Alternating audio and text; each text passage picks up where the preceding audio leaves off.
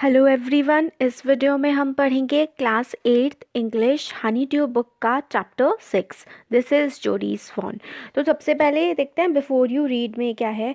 इसमें है कि कई बार क्या होता है, जो छोटी छोटी कट लग जाता है या जल जाता है हाथ पैर वगैरह, तो हम लोग डॉक्टर के पास जाने के बजाय कुछ घरेलू नुस्खे जो हैं वो इस्तेमाल करते हैं।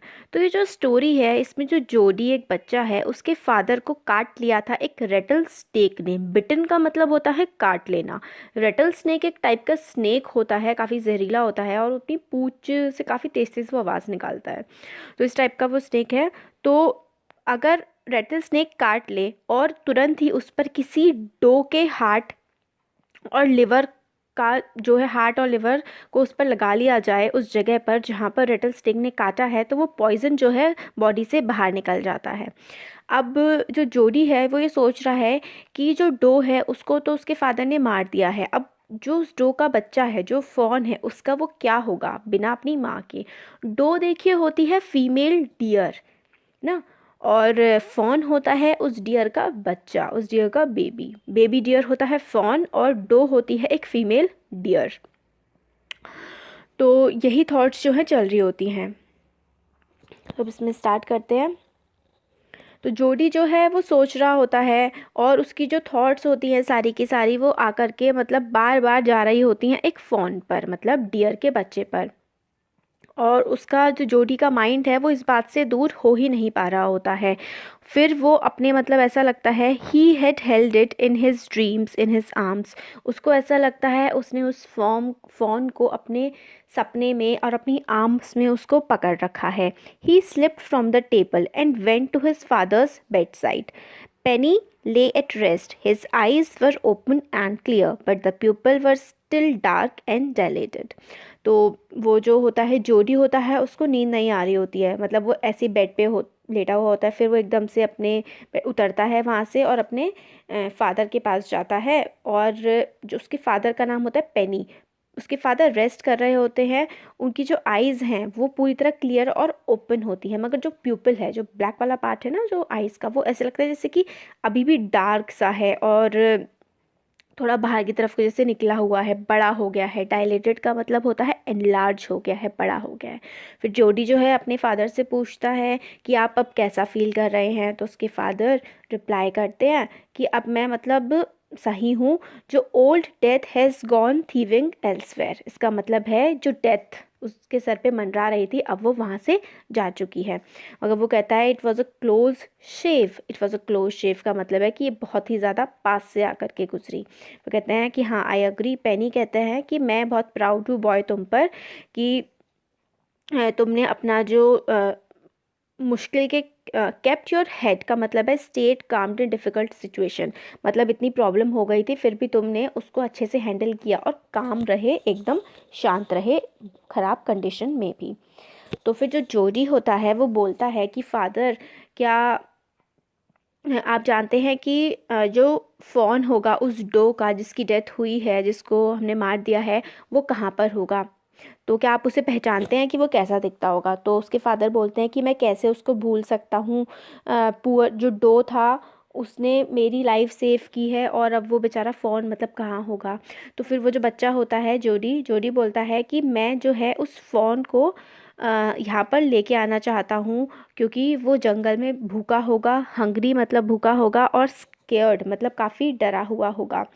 तो फिर वो यही बोलता है कि जोडी कि मैं अब बड़ा हो गया हूँ, मेरे को एक ही टाइम दूध पीने की ज़रूरत है और बाकी जो मेरा दूध होगा वो फ़ोन पी लेगा और कुछ टाइम में फ़ोन बड़ा हो जाएगा। फिर मतलब वो ये कहता है कि हम फ़ोन को यहाँ पे ला सकते हैं क्या, यहाँ पे ला करके हम उसे पाल सकते हैं क्या। अब जो पेनी थे मतलब जोडी के जो फादर थे, वो बिल्कुल चुपचाप लेटे रहते हैं और ऊपर की तरफ स्टेयर कर रहे होते हैं, सीलिंग की तरफ मतलब छत की तरफ वो देख रहे होते हैं। फिर वो कहते हैं कि boy you have got me hemmed in, इसका मतलब होता है गॉट मी हैम्डन का मतलब ऐसी सिचुएशन में रख देना जिसमें आप ना नहीं कर सकते हैं। तो वो यही कहता है कि बॉय मतलब तुमने मुझे ऐसी सिचुएशन में रख दिया है कि इस सिचुएशन में मैं तुम्हें ना नहीं बोल सकता हूँ।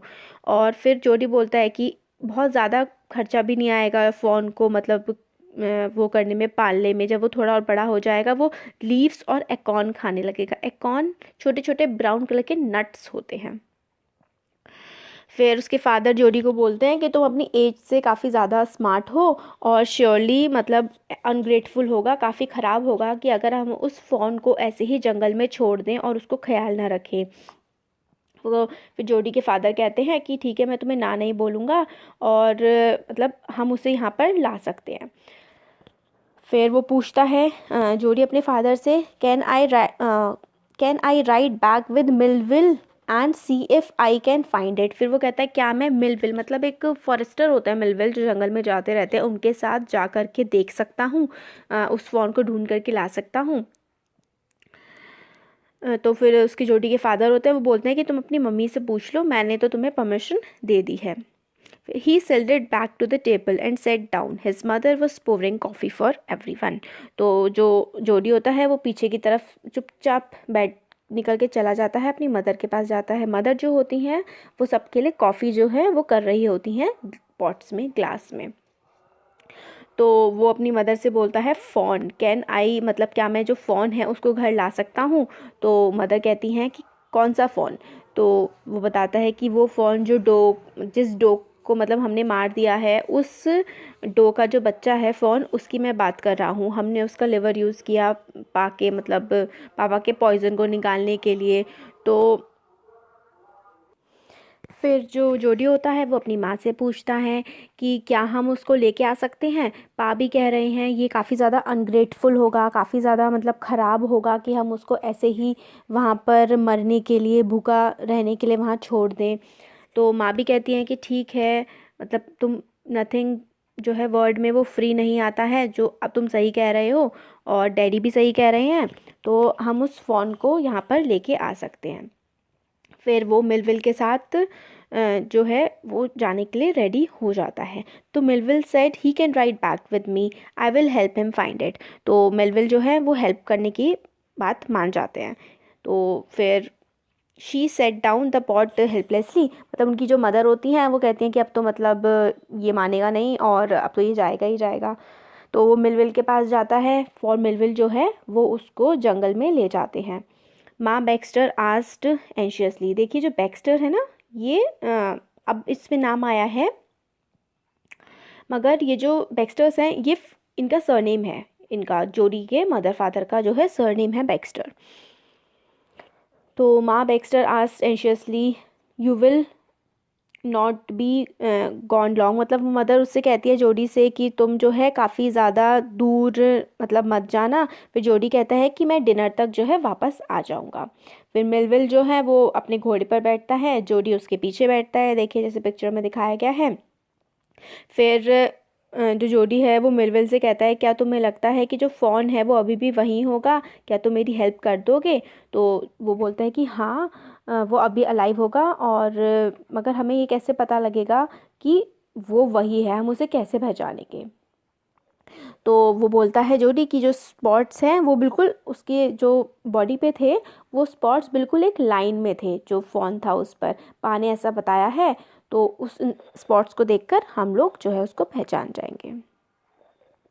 अब इसका सेकंड पार्ट जो है उसमें है कि Jody give himself over to thoughts of fawn, they pass the abandoned clearing. तो फिर फ़ोन के बारे में सोच रहा होता है, फिर वो वहाँ से निकल रहे होते हैं जंगल में से, जो बिल्कुल ऐसा अबेंडेंड मतलब जो छोड़ दिया गया होता है, क्लियरिंग, ऐसे रास्तों से निकल रहे होते हैं वो जंगल में जाने के लिए। फिर आगे बोलता है he set cut to the north Millville, it was up here that Pa got bitten by the snake and killed the doe and I saw the fawn।